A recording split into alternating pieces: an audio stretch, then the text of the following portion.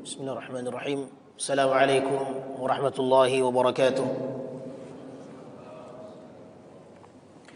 الحمد لله رب العالمين، والصلاة والسلام على نبينا الكريم المبعوث رحمة للعالمين سيد المرسلين وخاتم النبيين وعلى آله وأصحابه أجمعين ومن تبعهم بإحسان إلى يوم الدين. اللهم صل وسلم على سيد المرسلين إمام المتقين وقدوة وأسوة للمسلمين وخاتم النبيين وعلى آله وأصحابه الغر الميامين ومن تبعهم بإحسان إلى يوم الدين وسلم تسليما كثيرا. أما بعد. Kaum muslimin yang dimuliakan Allah, alhamdulillah kita bersyukur dengan izin Allah subhanahu wa ta'ala yang masih memberikan kepada kita kesempatan, izin dan taufiknya untuk melanjutkan penghambaan kita sebagai makhluknya, beribadah kepada Sang Khaliq yang menciptakan kita, yang melimpahkan nikmatnya kepada kita. Dengan izin Allah kita masih bisa memanfaatkan kenikmatan dari Allah di atas ketaatan dan jalan yang diridhai olehnya. Semoga Allah subhanahu wa ta'ala memberikan kepada kita hidayah dan petunjuknya agar terus berjalan di atas jalannya yang diinginkan oleh Nabi-Nya sallallahu alaihi wasallam. Salawat beriringkan salam tak lupa kita sampaikan untuk hamba kekasihnya, manusia terbaik pilihannya, Nabi kita Muhammad sallallahu alaihi wasallam. Allahumma salli ala Muhammadin wa ala ali Muhammad kama sallaita ala Ibrahim wa ala ali Ibrahim innaka Hamidum Majid. Wa barik ala Muhammad wa ala ali Muhammad kama barakta ala Ibrahim wa ala ali Ibrahim innaka Hamidum Majid. Hadirin yang dimuliakan Allah, kita saat ini berada di bulan Sya'ban, tepatnya tanggal berapa? Tanggal berapa dari bulan Sya'ban? Tanggal? Hah? Bulan berapa? Tanggal berapa? Hah?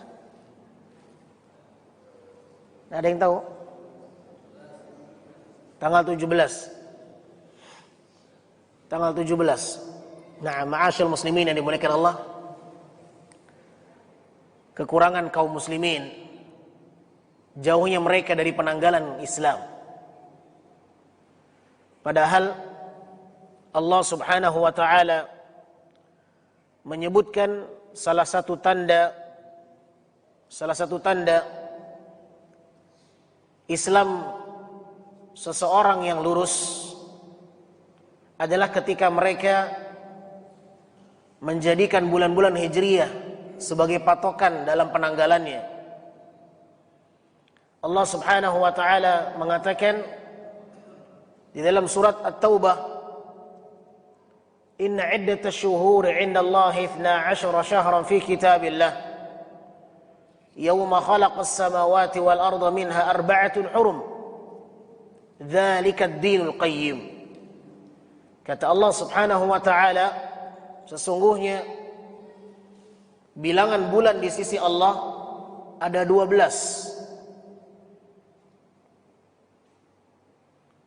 dan itu adalah ketetapan yang ada di dalam kitab, fi kitabillah. Itulah ketetapan yang ada di kitab Allah. Dan di antara 12 itu ada 4 bulan yang haram. Kemudian apa kata Allah? Dzalikad dinul qayyim.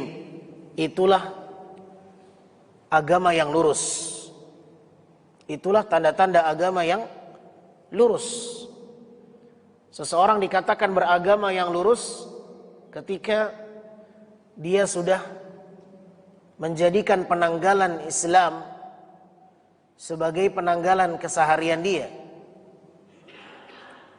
Namun kalau mereka masih mengacu kepada penanggalan-penanggalan Masehi yang mungkin sebahagian kita tidak menyadarinya, bahwa itu dibuat oleh bangsa Romawi. Januari, Februari itu adalah bulan-bulan yang diproduksi oleh orang Romawi. Produknya orang Romawi, dan orang Romawi adalah orang-orang yang pernah memerangi Rasul sallallahu alaihi wasallam dan para sahabatnya. Namun kita justru lebih membanggakannya. Kita justru lebih menghafalnya. Sedangkan bulan Islam yang seharusnya menjadi kebanggaan kaum muslimin, justru mereka tinggalkan. Ya, ini kekurangan kita, kekurangan kaum muslimin. Oleh sebab itu, saudaraku yang dimuliakan Allah, berusahalah untuk beralih melakukan kebiasaan yang pernah dilakukan oleh Nabi dan para sahabatnya. Didik anak-anak kita untuk lebih mengenal penanggalan bulan Hijriyah. Kaum muslimin yang dimuliakan Allah Subhanahu wa ta'ala, sekarang kita berada di tanggal 17 dari bulan Sya'ban. Artinya bulan Ramadan sekitar berapa hari lagi? Sekitar 13 hari ke depan, insya Allah.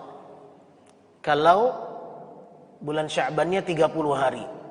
Kalau bulan Sya'bannya 29 hari, artinya tinggal berapa lagi? 12 hari lagi ke depan. Kurang dari 2 pekan Ramadan akan mendatangi kita. Saudaraku kaum muslimin yang dimuliakan Allah, pada pembahasan kita kali ini saya ingin mengangkat sebuah judul, agar puasa tidak sia-sia. Agar puasa tidak sia-sia. Perlu kita ketahui, saudaraku kaum muslimin dan muslimat yang dimuliakan Allah, Nabi sallallahu alaihi wasallam pernah mengatakan di dalam sebuah hadis yang diriwayatkan oleh Al-Imam Ibnu Majah dengan sanad yang sahih. Di dalam hadis yang cukup masyhur, hadis ini akan sering kita dengar, terkhusus ketika kita memasuki bulan Ramadan. Nabi SAW bersabda,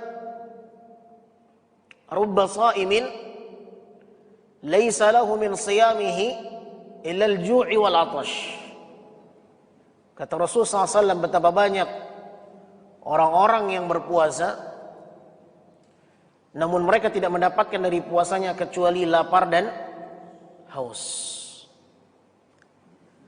Betapa banyak orang-orang yang berpuasa, namun mereka tidak mendapatkan dari puasanya kecuali lapar dan haus.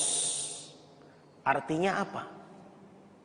Ada orang yang berpuasa namun puasanya sia-sia. Dan hadis ini kalau kita cermati dengan baik, maka hadis ini akan menjadi rambu-rambu yang terpenting bagi seorang muslim ketika mereka menjalani ibadah puasa. Saya ulangi, hadis ini kalau kita cermati dengan baik, maka hadis ini akan menjadi rambu-rambu yang terbaik bagi seorang muslim ketika mereka menjalani ibadah puasa. Mengapa demikian? Karena hadis ini akan memunculkan kewaspadaan yang tinggi, kehati-hatian. Jangan sampai dia masuk dalam ancaman hadis itu. Maka hadis ini mengandung peringatan sekaligus ancaman bahwa banyak sekali manusia yang berpuasa, namun ternyata yang mereka dapatkan hanya haus dan lapar saja. Jangan merasa aman, jangan merasa pede dan yakin kita tidak masuk dalam ancaman itu. Siapa yang menjamin? Siapa yang menjamin puasa kita tidak masuk dalam kategori hadis itu? Adakah malaikat yang mengkhabarkan kepada kita bahwa puasamu tidak masuk dalam ancaman hadis itu? Tidak ada. Maka setiap kita patut untuk khawatir, karena bisa jadi puasa kita selama ini puasa yang disebutkan Nabi dalam hadis ini. Banyak orang-orang yang berpuasa, namun mereka tidak mendapatkan dari puasanya kecuali lapar dan haus. Saudaraku kaum muslimin dan muslimat yang dimuliakan Allah, hadis yang sangat singkat ini adalah hadis yang sangat menakjubkan. Karena secara tidak langsung Nabi SAW sedang mendidik para sahabatnya, secara umum umatnya, untuk memiliki kewaspadaan yang tinggi. Secara tidak langsung Nabi SAW mendidik kita sebagai umatnya agar memiliki tingkat kewaspadaan yang tinggi ketika menjalani ibadah puasa. Bahwa ibadah yang kita jalani itu berada di antara dua keadaan. Ibadah yang kita jalani itu berada di antara dua keadaan. Keadaan diterima atau ditolak. Kita beramal saleh, hadirin yang dimuliakan Allah, kemungkinan diterima dan kemungkinan tidak diterima itu ada dalam setiap ibadah kita. Maka Rasul SAW di dalam hadis ini memberikan kepada kita satu peringatan, jangan sampai kita berpuasa namun sia-sia. Itu yang Nabi inginkan. Itu yang Nabi inginkan, ma'asyiral muslimin yang dimuliakan Allah Subhanahu wa taala. Oleh sebab itu, setiap kita hendaklah menjauhi segala hal yang bisa menjadikan puasa kita sia-sia. Itu harus dipelajari agar jangan sampai kita menjadi orang yang merugi. Kita berpuasa namun kita tidak diterima oleh Allah Subhanahu wa taala puasanya. Maka sepatutnya bagi seorang muslim untuk mengenal lebih dalam bagaimana cara agar ibadah mereka ibadah yang diterima di sisi Allah Subhanahu wa taala. Kaum muslimin yang dimuliakan Allah,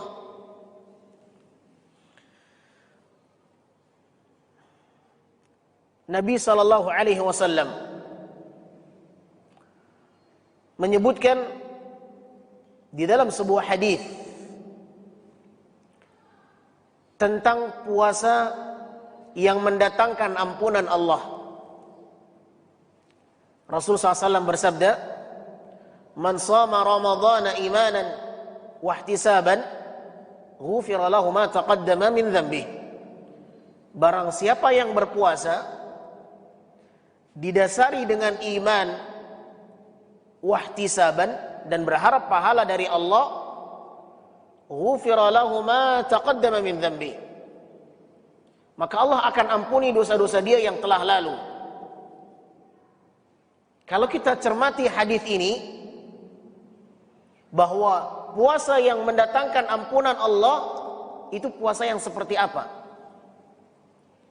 Puasa yang mendatangkan ampunan Allah itu adalah puasa yang diiringi dengan iman dan berharap pahala dari Allah Subhanahu wa taala. Ya. Nabi mengatakan, barang siapa yang berpuasa dan dia beriman dan berharap pahala dari Allah, maka Allah akan ampuni dosa-dosa dia yang lalu. Seakan-akan Nabi SAW ingin menyampaikan kepada kita kalau Anda ingin diampuni dosa-dosa Anda dengan puasa itu, pastikan ibadah itu didasari karena iman dan berharap pahala dari Allah Subhanahu wa taala. Maka dua hal ini harus terlampir dalam ibadah puasa kita sebagai syarat untuk menggapai ampunan Allah Subhanahu wa taala dari puasa yang kita jalani.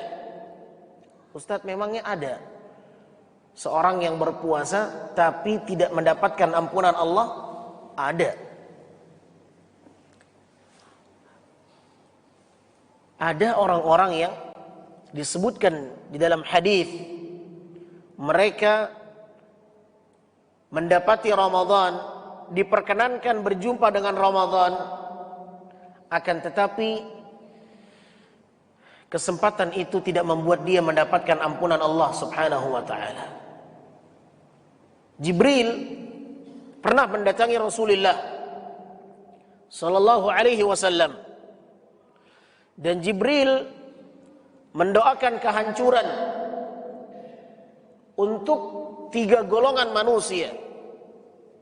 Dan di antara 3 golongan manusia itu adalah seseorang yang dipertemukan dengan Ramadan.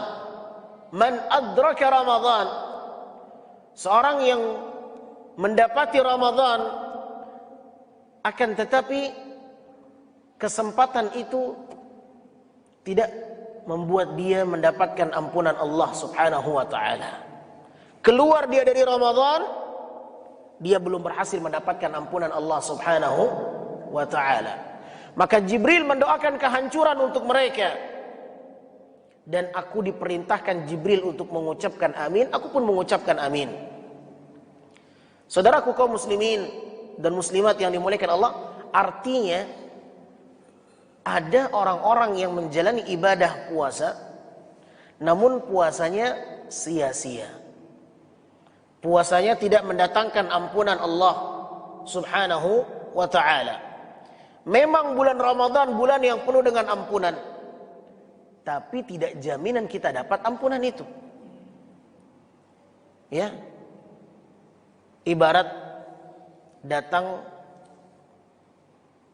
Bapak Gubernur, ya, mengunjungi komplek Pemda, bawa hadiah, tetapi hadiahnya terbatas, ya, hanya orang-orang yang berhak saja mendapatkannya. Ya, ternyata yang mendapatkan hadiah itu hanya beberapa keluarga saja, beberapa kakak saja, sisanya nggak dapat.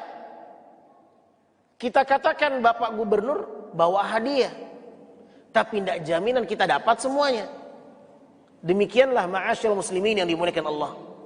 Kalau kita tidak memanfaatkan Ramadan dengan sebaik-baiknya, maka kita akan menjadi orang yang sia-sia di dalam beribadah. Oleh sebab itu, seorang muslim berusaha untuk berpuasa dan menjauh dari segala hal yang membuat puasanya sia-sia. Maka pada kesempatan kali ini kita ingin mencoba sedikit membawakan hal-hal yang penting untuk diperhatikan ketika beribadah puasa.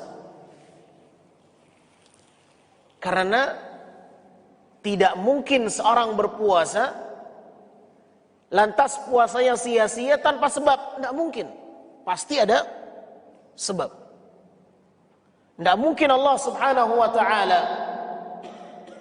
memerintahkan kita berpuasa dan kita jalani ibadah puasa itu, tapi Allah tidak menerima. Tidak mungkin. Pasti ada sebab. Kenapa Allah nggak terima puasanya? Karena ada pantangan-pantangan yang dia lakukan.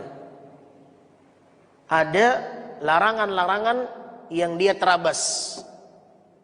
Maka dia akan mendapatkan sanksinya. Sanksinya apa? Itu yang dikatakan Nabi tadi. Banyak orang yang berpuasa, namun mereka tidak mendapatkan dari puasanya kecuali lapar dan haus. Taib. Di antara sebab seseorang puasanya sia-sia adalah karena dia melakukan perbuatan yang sia-sia ketika berpuasa. Saya ulangi. Di antara sebab seseorang puasanya sia-sia karena dia melakukan perbuatan yang sia-sia ketika berpuasa. Maka jauhi perbuatan yang sia-sia agar puasanya tidak sia-sia. Rasul sallallahu alaihi wasallam pernah mengatakan kepada sahabatnya terkait dengan salat Jumat. Perhatikan Bapak-bapak yang dimuliakan Allah. Ya. Nabi sallallahu alaihi wasallam pernah mengatakan, barang siapa yang mengatakan kepada saudaranya ketika khutbah sedang berlangsung, dia mengatakan kepada saudaranya, diam, jangan berisik, khatib sedang berkhutbah. Apa kata Nabi? Faqad laghauta. Orang ini telah melakukan perbuatan yang sia-sia. Efeknya apa? Waman lagha fala jum'ata lah. Barang siapa yang melakukan perbuatan yang sia-sia, maka tidak ada pahala Jumat baginya. Masya Allah. Dia sholat Jumat, dia hadir di masjid, dia mendengarkan khutbah berlangsung, tapi ada pelanggaran. Ada pelanggaran yang dia lakukan. Apa pelanggarannya? Pelanggarannya Bapak Ibu yang dimuliakan Allah, mengingatkan agar orang jangan berisik. Loh Ustadz kok bisa? Kan itu baik. Iya baik. Tapi momennya momen yang tidak tepat. Segala sesuatu yang tidak pada tempatnya walaupun baik maka tidak dibenarkan. Ma'asyil muslimin yang dimuliakan Allah. Saya tanya Bapak Ibu yang dimuliakan Allah. Ketika kita sedang ihram, pakai peci boleh nggak nih laki-laki? Nggak boleh. Loh, kok nggak boleh pakai peci? Pakai peci kan bagus. Ini bukan masalah bagus atau tidak bagus ya. Tapi momennya Anda sedang berada dalam ibadah yang memiliki ketentuan ini nggak boleh, ini nggak boleh, ini nggak boleh. Ketika khutbah sedang berlangsung, di antara hal yang terlarang dan tidak boleh adalah berbicara. Makanya orang yang mengingatkan kawannya yang berisik itu terancam. Dia katakan, jangan berisik, ini khutbah sedang berlangsung. Habis pahala Jumat dia. Siapa yang mengatakan? Nabi SAW. Man qala li sahibihi yawmal jum'ah wal imamu yakhtub faqad laghauta, kata Nabi. Barang siapa yang mengatakan kepada kawannya, saudaranya, diam, khatib sedang berkhutbah, maka engkau telah melakukan perbuatan yang sia-sia, kata Nabi SAW. Dan barang siapa yang melakukan perbuatan yang sia-sia, maka tidak ada pahala Jumat baginya. Makanya Bapak Ibu yang dimuliakan Allah, kalau kita menghadiri salat Jumat, jangan ngomong. Jangan melakukan hal yang sia-sia. Momennya Anda sedang harus mendengarkan khutbah, bukan yang lain. Makanya terkadang beberapa masjid itu ada buletin-buletin yang dibagikan ya. Beberapa masjid terkadang ada selebaran buletin gitu kan. Itu peringatan di bawahnya apa? Jangan dibaca ketika khutbah sedang berlangsung. Loh, apa salahnya? Mungkin kita mengatakan seperti itu. Karena Anda membaca ketika khutbah sedang berlangsung, termasuk hal yang sia-sia. Momennya tidak tepat. Dan bisa berimbas kepada hilangnya pahala sholat Jumat Anda. Sia-sia. Oleh sebab itu, ma'asyil muslimin yang dimuliakan Allah, dalam riwayat yang lain, Nabi SAW mengatakan, man massal hasa fala jum'ata lah. Kata Nabi sallallahu alaihi wasallam, barang siapa yang bermain-main apa? Kerikil. Barang siapa yang bermain-main kerikil ketika khutbah berlangsung di hari Jumat, maka tidak ada pahala Jumat baginya, kata Nabi SAW. Kok kerikil, Ustaz? Iya, Masjid Nabawi di zaman Nabi itu bukan karpet hamparannya, bukan pula granit seperti yang kita saksikan sekarang ini, bukan pula marmer, tapi apa? Tanah, Bapak Ibu. Itu luar biasa Masjid Nabawi. Di zaman Nabi SAW mereka sholat langsung di atas tanah. Maka sebahagian itu ketika mendengarkan khutbah tangannya main-main nih. Tangannya main-main kerikil.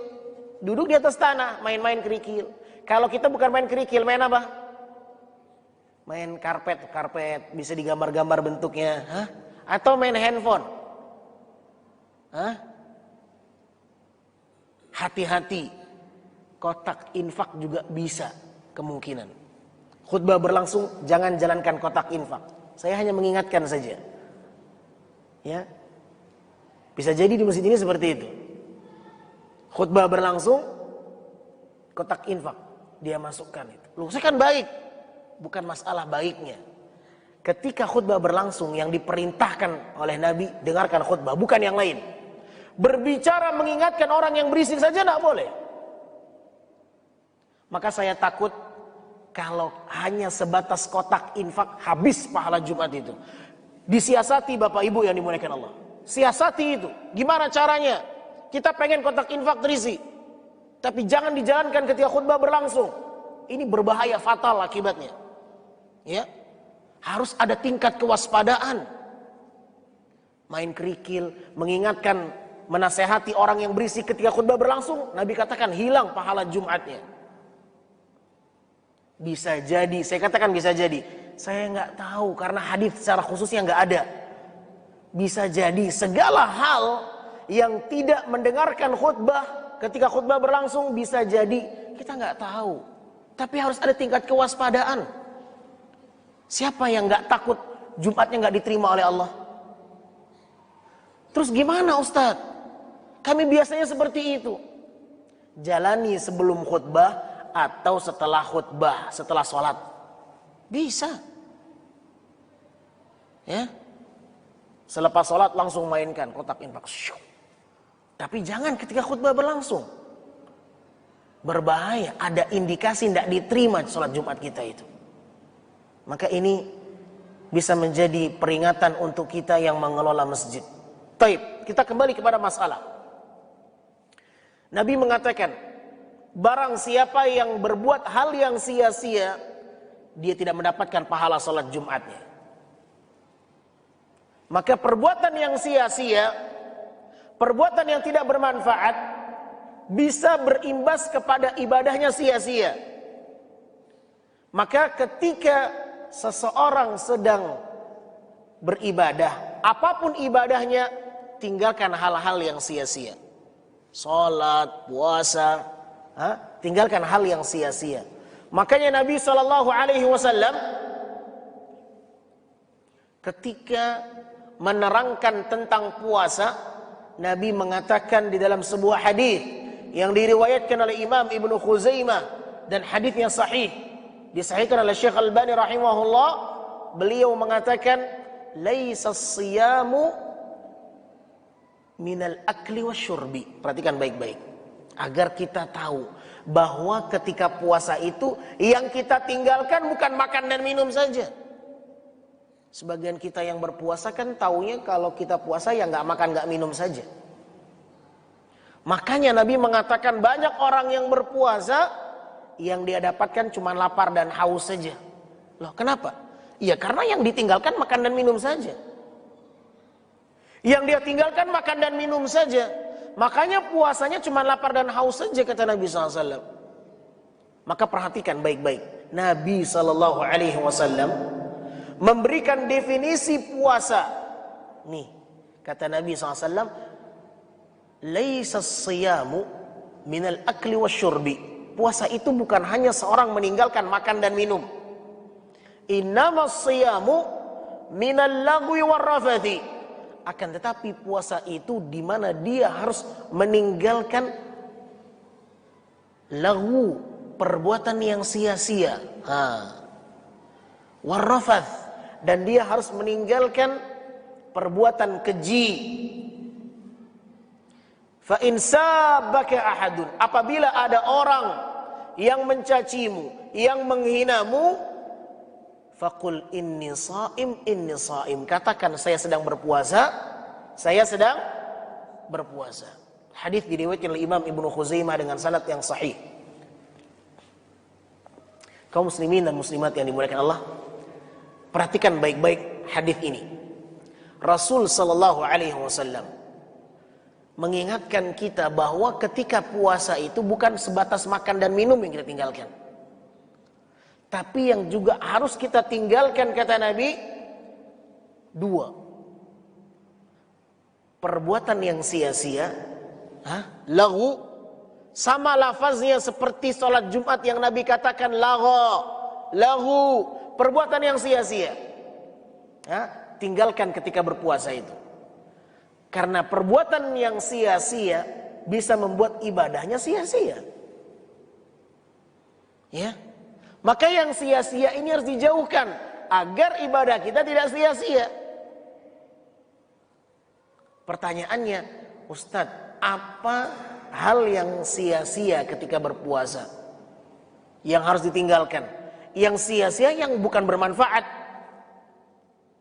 Yang tidak ada manfaatnya itu yang sia-sia. Seperti apa contohnya?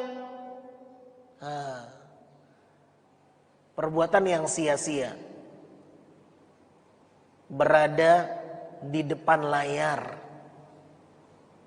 Berada di depan layar. Layar apa nih? Layar televisi 1, apa lagi? Layar HP 2, apa lagi? Layar tancap 3 kalau ada layar tancap. Pokoknya hal-hal yang sia-sia, tanyakan kepada diri kita, ini bermanfaat atau sia-sia ini? Kalau enggak, jangan dibuka tuh handphone, jangan buka tuh siaran. Lah terus ngapain Ustadz? Biar puasanya enggak terasa panjang. Biasanya orang pengalihannya gitu. Ya, biar enggak capek puasa, biar enggak terasa lama puasa di hari itu, Ustadz, buka handphone, siap dia berjam-jam di depan handphonenya. Nonton televisi, ini perbuatan yang sia-sia. Ya. Apalagi nonton lawak, sia-sia itu. Nah terus ngapain Ustadz? Baca Quran. Baca apa? Baca Quran. Bapak Ibu yang dimuliakan Allah, bulan Ramadan yang Allah sebutkan di dalam Al-Quran, perhatikan baik-baik. Ramadan Allah sebutkan dalam Al-Quran, sebelum Allah mengkaitkan Ramadan dengan puasa, yang pertama kali Allah kaitkan penyebutan Ramadan dalam Al-Quran itu dengan Al-Quran. Allah menyebutkan di dalam Al-Quranul Karim adanya bulan Ramadan. Dan Allah Subhanahu wa taala mengkaitkan Ramadan dengan Al-Qur'an sebelum Allah mengkaitkan Ramadan dengan puasa. Allah berfirman dalam surat Al-Baqarah ayat 185. Syahrul Ramadan alladzi unzila fihil Qur'an. Bulan Ramadan adalah bulan yang Allah turunkan di dalamnya Al-Quran. Perhatikan. Dan hanya satu ayat dalam Al-Quran Allah sebut kata Ramadan. Tidak ada di ayat-ayat yang lain. Bahkan satu-satunya bulan Hijriyah yang Allah sebutkan dalam Al-Quran hanya Ramadan. Tidak ada bulan Muharram, tidak ada bulan Safar, Rabi'ul Awal, Rabi'ul Thani, Jumadil Ula, Jumadil Thani, tidak ada. Satu-satunya bulan Hijriyah yang Allah sebutkan dalam Al-Quran hanya Ramadan. Dan hanya pada satu ayat saja. Dan ketika Allah menyebutkan Ramadan, sebelum Allah kaitkan Ramadan dengan puasa, Allah kaitkan dulu dengan Al-Quran. Menunjukkan bahwa Ramadan itu bulannya Al-Quran. Bukan hanya puasa saja. Syahrul Ramadan alladzi unzila fihi al-Quran hudan linnasi wa bayyinatin minal huda wal furqan. Bulan Ramadan, bulan yang Allah turunkan di dalamnya Al-Quran sebagai petunjuk bagi manusia. Setelah itu baru Allah kaitkan dengan puasa. Barang siapa yang mendapati masuknya bulan Ramadan, maka berpuasalah. Dalam Al-Quran yang pertama kali Allah kaitkan dengan Ramadan apa? Al-Quran sebelum puasa. Makanya Bapak Ibu yang dimuliakan Allah, kalau kita melihat ke belakang atau kita melihat kepada bagaimana para ulama terdahulu mereka bermuamalah dengan bulan Ramadan, mereka sangat lengket dengan Al-Quran Karim. Lengket dengan Al-Quran. Ibu yang dimuliakan Allah, kaum muslimin yang dimuliakan Allah, tahu Imam Syafi'i. Imam Syafi'i. Al-Imam Syafi'i dalam riwayatnya yang masyhur, beliau ketika Ramadan berapa kali mengkhatamkan Al-Quran. Imam Syafi'i rahimahullah mengkhatamkan Al-Quran ketika Ramadan 60 kali. 60 berarti berapa kali khatam sehari itu minimal? Rata-ratanya berapa khatam sehari? 2 kali. Ustadz kok bisa? Bisa.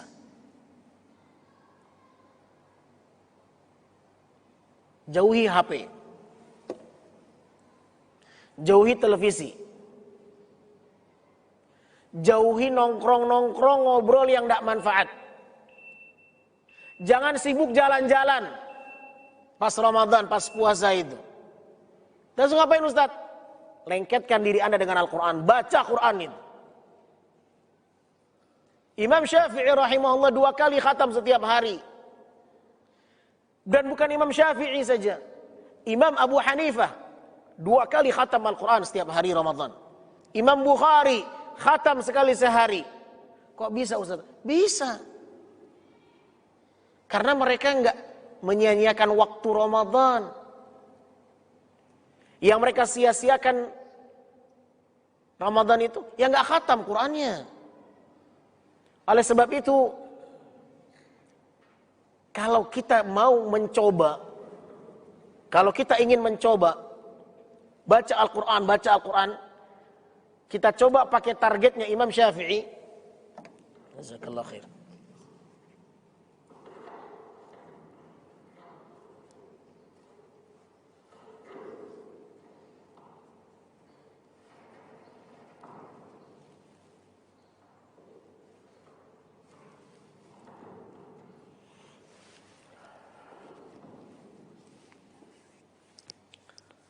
Masya Allah, ini kan enak nempel doang, masih dipegang-pegang. Udah capek baru datang bantuan. Baik. Sampai di mana tadi? Na'am. Imam Syafi'i rahimahullah. Ini suaranya kan keren. Imam Syafi'i rahimahullah, beliau mengkhatamkan Al-Quran 60 kali dalam Ramadan. Dan itu riwayat yang masyhur. Itu riwayat yang masyhur. Ya. Bahkan muridnya Imam Syafi'i, Rabi' bin Sulaiman, mengatakan Imam Syafi'i mengkhatamkan Al-Quran 60 kali itu di dalam salatnya. Di luar salat lain cerita. Coba antum bayangkan.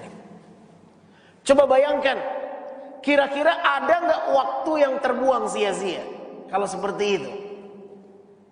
Nggak ada. Bahkan nyaris nggak ada waktu buat tidur. Ya, nyaris nggak ada waktu buat tidur, buat istirahat, nggak ada. Baca Quran, baca Quran, baca Quran, baca Quran sampai capek tidur, bangun tidur, baca Quran lagi. Terus seperti itu. Hah? Dan Imam Syafi'i hafal Quran. Tentu orang yang hafal Quran, bacaan itu lancar, tidak terbata-bata, alias cepat. Lebih cepat khatam dibandingkan orang yang belum hafal Quran. Makanya Bapak Ibu yang dimuliakan Allah, bulan Ramadan itu bulannya Al-Quran. Makanya para ulama berlomba-lomba mengkhatamkan Al-Quran, bukan sekali dua kali, 60 kali Imam Syafi'i.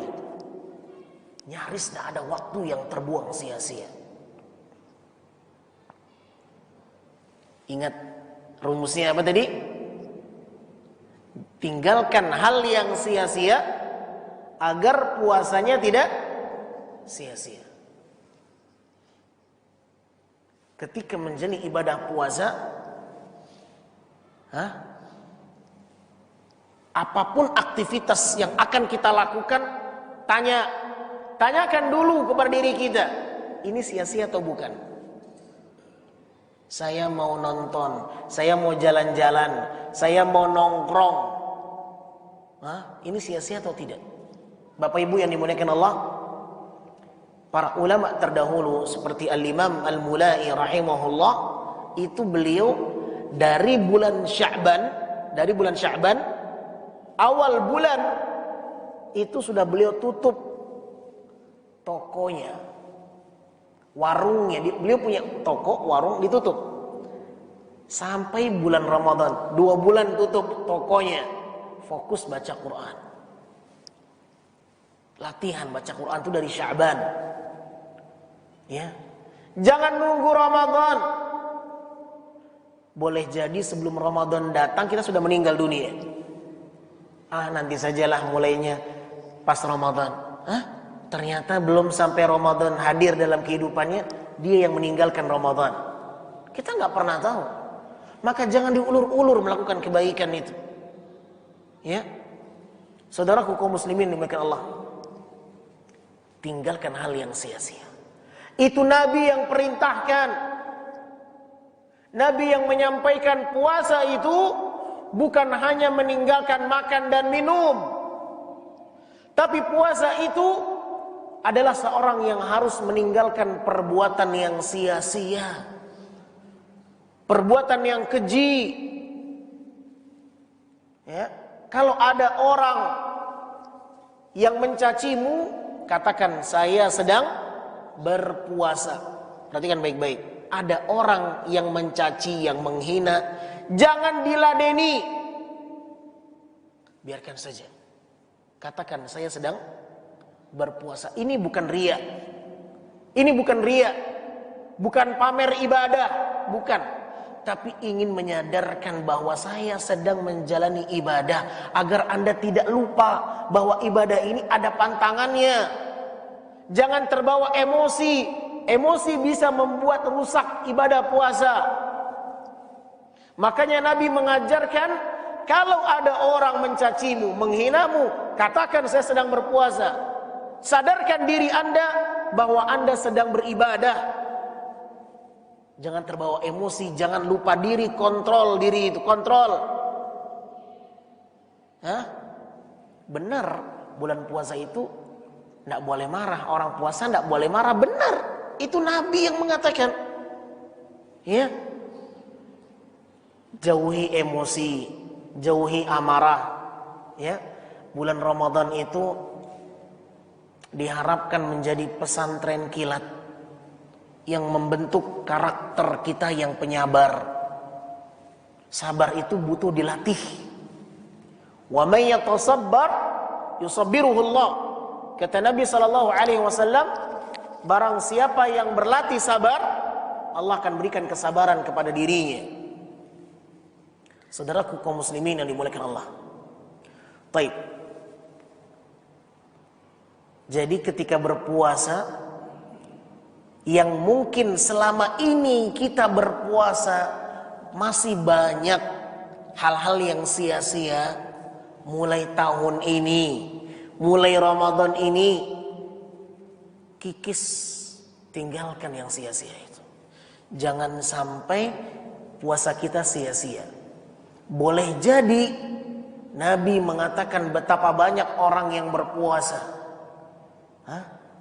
namun tidak mendapatkan dari puasanya kecuali lapar dan haus. Karena dia meyakini puasa itu yang penting gak makan gak minum. Padahal orang yang berpuasa itu, kata Nabi, dia juga harus meninggalkan hal-hal yang sia-sia. Orang yang sedang sholat Jumat harus dia tinggalkan hal yang sia-sia agar dapat pahala Jumat. Ya, maka tinggalkan yang sia-sia agar ibadah tidak sia-sia. Baik. Di antara pantangan ketika berpuasa yang harus ditinggalkan adalah perbuatan dan perkataan dusta. Yang harus ditinggalkan dari pantangan-pantangan orang yang sedang berpuasa adalah perbuatan dan perkataan dusta. Tinggalkan, jauhkan. Ya. Dalam riwayat Imam Al-Bukhari dan Imam Muslim, Nabi SAW mengatakan, "Man lam yada' qaul az-zur wal 'amal bi, falaysa lillahi hajah fi an yada'a ta'amahu wa syarabah." Kata Nabi SAW, barang siapa yang tidak meninggalkan perkataan dustanya, perbuatan dustanya, maka kata Nabi, Allah tidak butuh dengan lapar dan dahaga seorang hamba ini. Allah tidak butuh dengan puasa orang yang seperti itu. Allah tidak butuh dengan puasa orang seperti itu. Ya, tinggalkan kedustaan, baik perkataan maupun perbuatan, tinggalkan. Kenapa? Karena kedustaan itu bisa membuat puasa seseorang sia-sia. Hati-hati nih Bapak Ibu, kita sering berdusta sama anak, ya, sering berdusta sama anak, padahal tujuannya motivasi.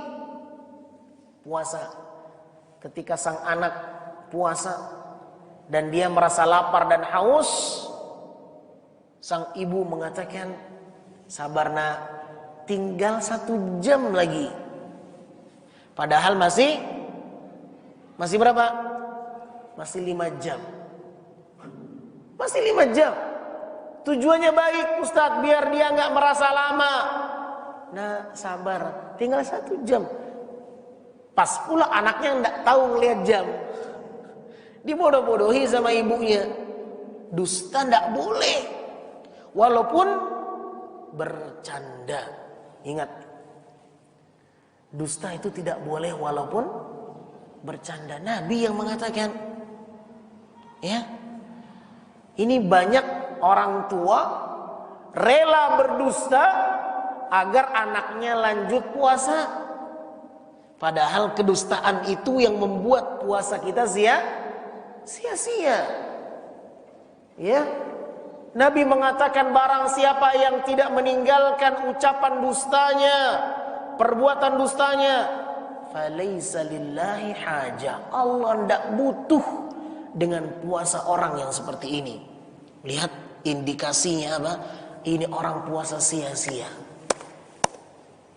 Makanya kalau puasa itu benar, tidak boleh bohong. Puasa tidak boleh bohong, benar. Nabi yang mengatakan, hadis riwayat Bukhari Muslim, sahih. Ya. Dari hadis ini kita bisa mengetahui bahwa dusta itu bisa disebabkan perkataan dan bisa bersifat perbuatan. Dusta itu bisa perkataan, bisa perbuatan. Kalau perkataan jelas ya, bohong. Tapi kalau perbuatan gimana Ustaz?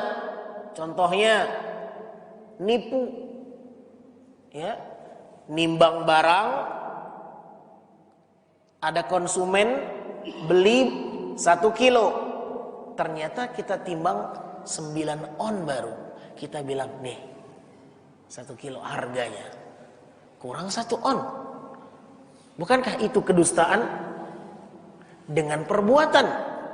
Di antara kedustaan dengan perbuatan, memanipulasi data, curang, ya, mengurangi takaran dan timbangan, itu kedustaan dengan perbuatan, dan banyak lagi contohnya. Maka Bapak Ibu yang dimuliakan Allah, kalau berpuasa jangan bohong. Ya, hati-hati. Seringkali orang tua tuh berbohong agar anaknya lanjut puasa. Ya, ini sering kena di sini. Makanya Nabi mengatakan banyak orang yang berpuasa tapi hanya mendapatkan lapar dan haus. Kenapa? Sia-sia puasanya. Banyak larangan-larangan puasa yang dia lakukan. Bapak Ibu kaum muslimin yang dimuliakan Allah Subhanahu wa taala, maka ketika kita berpuasa, tinggalkan segala hal yang sia-sia, yang tidak bermanfaat, ya. Tinggalkan kedustaan, kebohongan, tinggalkan semuanya. Marah-marah, tinggalkan. Karena dikhawatirkan sifat pemarah ini bisa merusak pahala puasanya. Makanya Nabi katakan, kalau ada orang yang mencacimu, menghinamu, katakan saya sedang berpuasa. Jangan diladeni. Khawatir kalau diladeni puasanya sia-sia. Taib. Poin terakhir.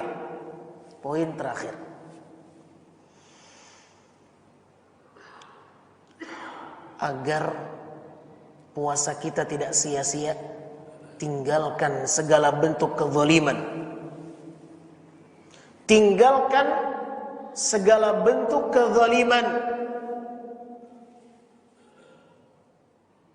Karena kezaliman yang kita perbuat bisa menghilangkan pahala ibadah kita.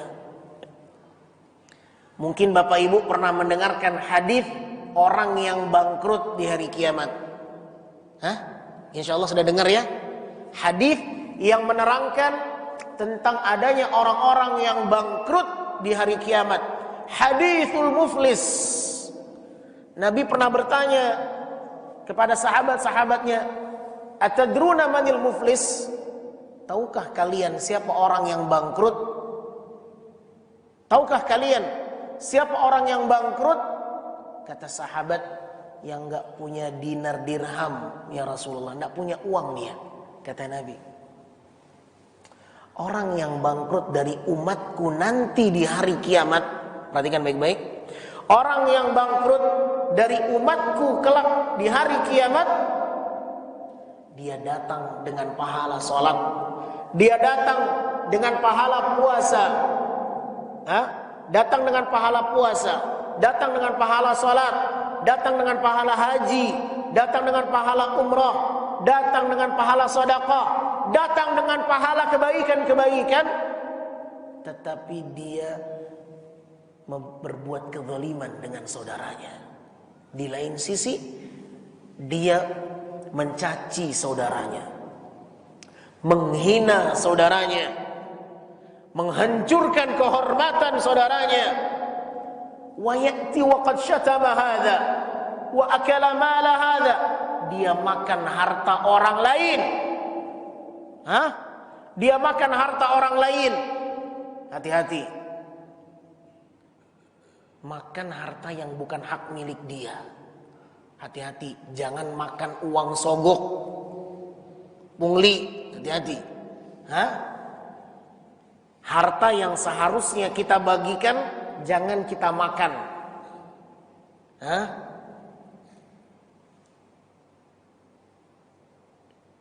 Kemudian dia memukul saudaranya, wa dharaba hadza wa safaka dama hadza, dan dia menumpahkan darah saudaranya. Hati-hati, kezaliman itu akan menghanguskan pahala ibadah kita. Kata Nabi, Allah di hari kiamat nanti akan mengadili orang yang berbuat kezaliman ini. Orang yang berpuasa, orang yang sholat, orang yang zakat, orang yang haji, orang yang umrah ini, di hari kiamat nanti Allah akan mengadili dia dengan kezaliman-kezalimannya. Allah akan mengambil pahala dia, pahala puasa, pahala sholatnya, Allah ambil, Allah berikan kepada siapa?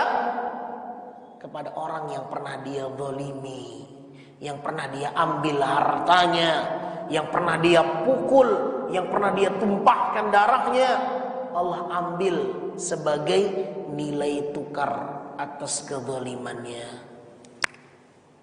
Sampai di situ belum. Kata Nabi sallallahu alaihi wasallam, kalau ternyata pahalanya habis, fa in faniyat hasanatuhu qabla an yuqda ma alaihi ukhidha min khatayahu thumma turiha fin nar.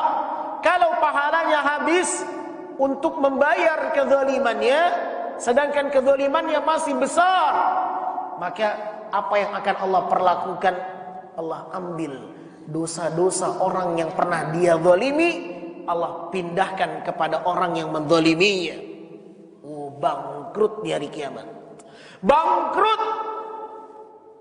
Dia yang sholat, dia yang puasa, dia yang zakat, dia yang haji, dia yang umrah, tapi pahalanya bukan untuk dia. Pahalanya untuk orang yang pernah dia zalimi. Hangus. Inilah puasanya sia-sia.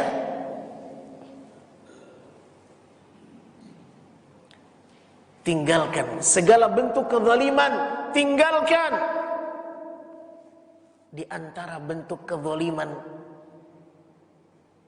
yang dianggap sepele, tidak mau bayar hutang. Tidak mau bayar hutang, padahal dia mampu bayar hutang. Kata Nabi sallallahu alaihi wasallam, matlul ghani zulmun, mengulur-ulur pelunasan hutang padahal dia mampu melunasinya adalah satu tindak kezaliman. Hati-hati Bapak Ibu yang punya hutang, segera lunasi. Kita punya kemampuan, kita bisa lunasi, kenapa nggak dilunasi? Itu kezaliman kata Nabi. Mengulur-ulur hutang adalah kezaliman kata Nabi, padahal dia mampu melunasinya. Jangan sampai puasa kita sia-sia. Kenapa? Ada kezaliman yang kita perbuat, ada hutang yang belum kita bayar, padahal kita mampu melunasinya. Ustadz, Anda nggak punya uang lagi, tapi kan Anda punya aset. Anda punya aset, Anda punya mobil, Anda punya tanah, Anda punya rumah, jual. Tidak ada alasan. Ya, emangnya itu mobil bukan harta, tanah bukan harta? Banyak orang menyangka saya nggak bisa bayar utang, Ustadz, uangnya habis. Loh, asetnya banyak, jual. Dan hasilnya lunasi. Jangan sampai puasa kita sia-sia karena kita masih melakukan kezaliman. Jangan menjadi orang yang bangkrut di hari kiamat karena puasa yang dia lakukan pahalanya akan dia berikan kepada orang lain yang pernah dia zalimi, yang pernah dia ambil hartanya, yang pernah dia sakiti hatinya, yang pernah dia caci, yang pernah dia hina. Tinggalkan semuanya agar pahalanya, agar puasanya, agar ibadahnya yang lain tidak sia-sia. Ini yang mungkin bisa kita sampaikan pada kesempatan singkat di pagi hari yang berbahagia ini. Mudah-mudahan ilmu yang kita sampaikan menjadi ilmu yang bermanfaat, ilmu yang menjadi lentera dan cahaya bagi kita untuk melangkah menuju ridhanya, menuju rahmatnya, berjalan di atas jalannya yang lurus. Ihdinas siratal mustaqim, siratal ladzina an'amta 'alaihim ghairil maghdubi 'alaihim waladdallin. Kurang lebihnya saya mohon maaf. Wabillahi taufiq. Subhanakallahumma wa bihamdika asyhadu an la ilaha illa anta astaghfiruka wa atubu ilaik. Wassalamu alaikum warahmatullahi wabarakatuh.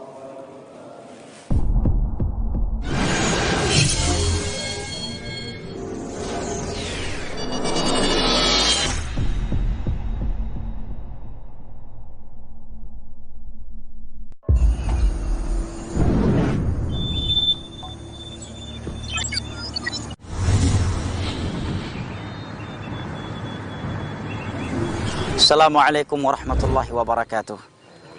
Saudara-saudaraku kaum muslimin dan kaum muslimat dimanapun berada yang kami cintai karena Allah. Dan saya saat ini berada di salah satu program yang insya Allah Ta'ala apabila kita saling tolong menolong dan saling bahu-membahu di dalam mewujudkannya akan menjadi sumber pahala jariah kita bersama. Saya berada di lokasi pembangunan Masjid Al-Hijrah, Markas Sunnah Nusantara. Insya Allah di tempat ini akan dibangunkan masjid dan tempat pendidikan yang diperuntukkan untuk setiap penduduk negeri kita Indonesia tercinta ini, negeri merah putih, ya. Untuk seluruh muslim dan muslimah di Nusantara. Tidak ada pemungutan biaya pembangunan kecuali biaya makanan atau minuman yang mereka konsumsi sehari-hari sebagai penuntut ilmu agama. Di tempat ini setiap muslim dan muslimah dapat menuntut ilmu agama tanpa batas usia. Dan di tempat ini dibangunkan masjid dan tempat pendidikan yang diperuntukkan untuk setiap muslim dan muslimah yang ingin dekat dengan ilmu agama, yang ingin mendidik anak keluarga dan keturunannya dengan ilmu agama. Kita berharap dengan kita memiliki lingkungan ilmu dan orang-orang yang berilmu, kita bisa istiqamah di atas agama Allah. Apalagi kita yang sudah berada di sebuah zaman yang penuh dengan fitnah.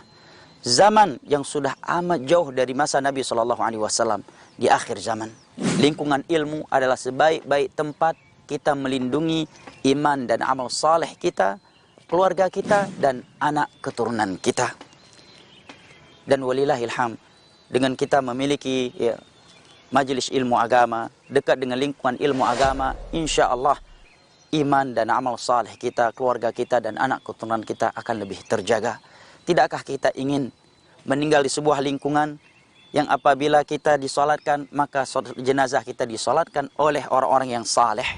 Mari kita saling ta'awun, saling bahu-membahu, dan saling tolong-menolong, serta saling memotivasi antara satu sama yang lainnya untuk mewujudkan cita-cita kita dan setiap orang yang mencintai ilmu dan amal saleh, dengan berpartisipasi dengan panitia dan siapa saja yang menjadi sebab terwujudnya Markas Al-Hijrah ini untuk saat ini. Semoga dengan itu kita mendapatkan pahala jariah yang tidak pernah putus walau kita sudah berada di alam barzakh. Semoga Allah Jalla wa'ala kabulkan cita-cita dan harapan kita ini. Sesuatu yang besar akan menjadi kecil tatkala kita saling bahu-membahu, dan sesuatu yang berat insya Allah akan menjadi ringan apabila kita saling bahu-membahu, saling tolong-menolong setelah pertolongan dari Allah Jalla wa'ala. Semoga yang sedikit ini bermanfaat. Wassalamualaikum warahmatullahi wabarakatuh.